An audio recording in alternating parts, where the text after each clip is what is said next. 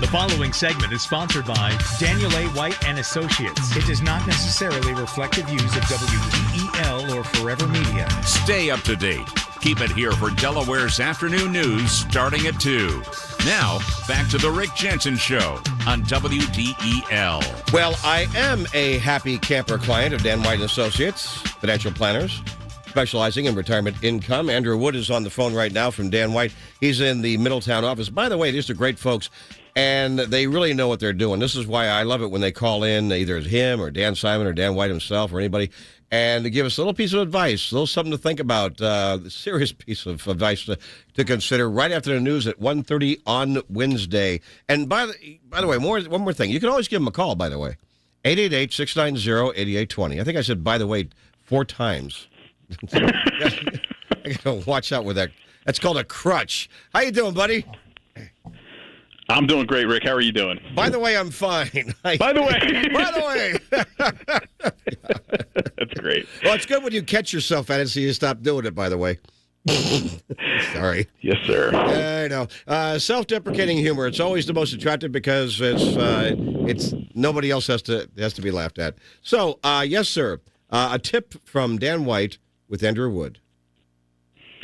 Well, again, thanks for having me, Rick. So, I will tell you just some of the things that I've been running into recently. Especially over the last few months. But I mean, looking back over my career, it's happened a lot of times. But obviously with the economic conditions, what we're kind of going through right now, with higher inflation and cost of goods going way up, and then now all of a sudden, we're seeing some I would say pretty big market volatility. One of the things that I hear is, the idea of pausing 401k contributions, when you're still working and adding money to a retirement account. And I think it's important that, to understand that there's going to be pros and cons with everything. But, sometimes what I'll hear is, well, I think the market's going to crash, or I think the market's going to go down. And, I don't want to invest now if it's going to go down. And I do not think that would be a wise decision to stop contributing to retirement accounts. All right. I agree. Reason for that. Yeah.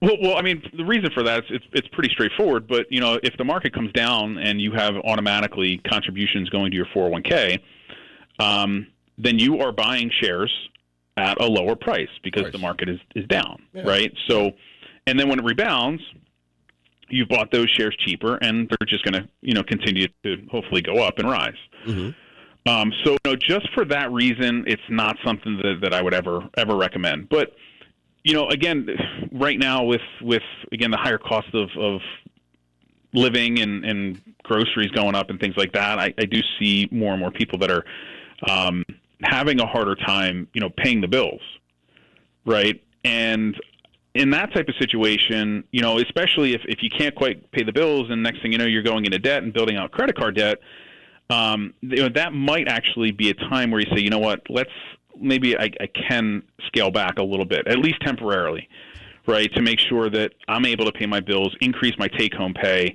so I'm not going into debt in that type of situation. So in a situation like that, it might actually make sense. But you have to understand long-term, that is less money invested, and you won't have, quite as much time, and you won't have quite as much of the investment in the account that will grow and compound over time. So, again, pros and cons to everything, but I do see it a lot, especially right now with the economic conditions that we're in, with the market volatility. Different ideas that are out there, and those are just two, in particular that I've been running into recently. So I framed it this way a few years ago. If you don't continue, at least at some level, with your retirement funding, 65-year-old you is going to despise 38-year-old you. There you go. Yeah. And I was taught that a long time ago, which is why even, when things got tight and tough for me, I would continue that, at least at some level. I've had to back off a little bit. But, I've been pretty consistent. Yeah, and again, I mean, if it's for necessities and things like that, if you certainly don't want to go into debt just to continue to add and dump as much money as possible into the 401k. But sometimes when times are tight, maybe you scale back a little bit, or if it's just a temporary thing, that might obviously be an option. But you're right, you don't want to stop saving altogether, if you can help it. It's interesting. I'm seeing reports from economists all over the place here, and we're talking about economists from some of the largest firms and think tanks all around the country. And I'm getting a variety of opinions of what they think might happen because of tariffs.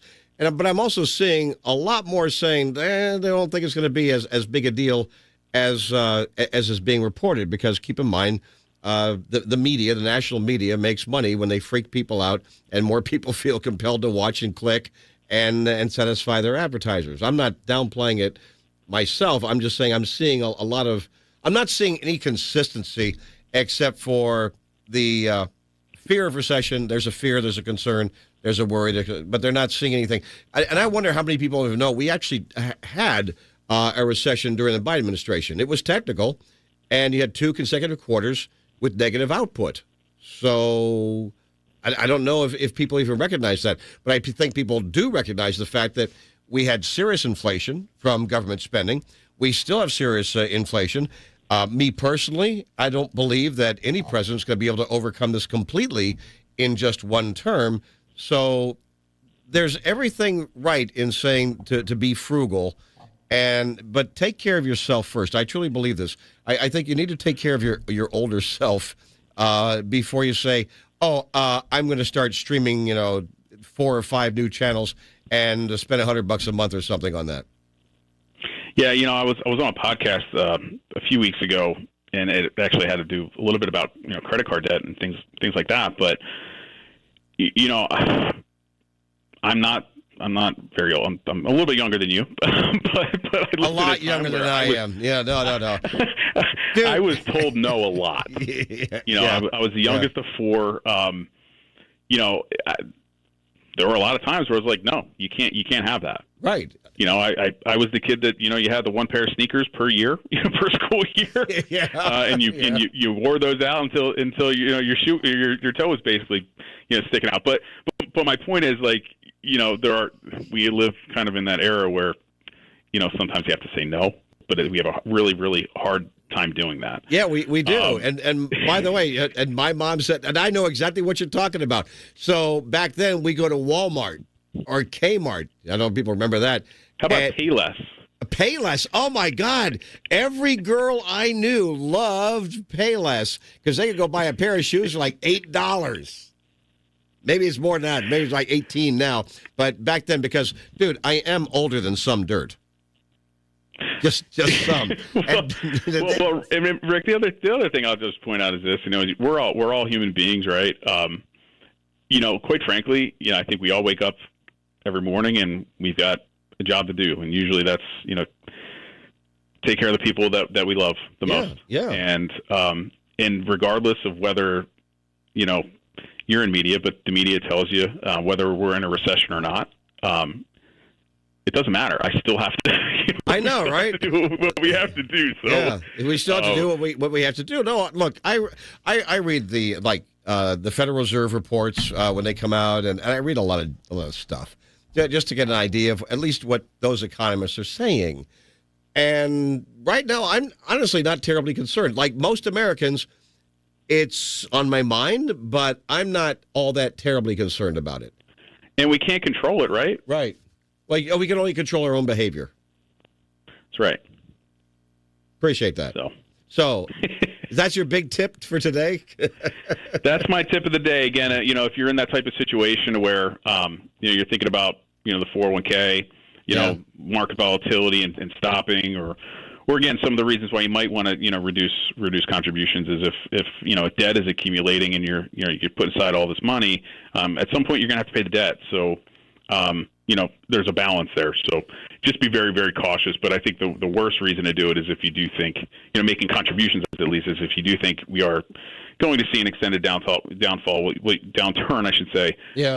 One of the best things you can do is continue to add because you're buying shares cheaper. So, by the way, I was seeing that 60% of Americans are carrying credit card debt. AOC was saying, "Oh, well, we have to have the government cap that at 10%." Blah blah blah blah blah. And yet, a majority of Americans are paying a whole lot less of that anyway. So that really doesn't make any sense. But you're right; it's good advice. Sunday mornings on WDEL, 1150 AM and 101.7 FM. Also streaming to your smartphone and whatever device you like to use.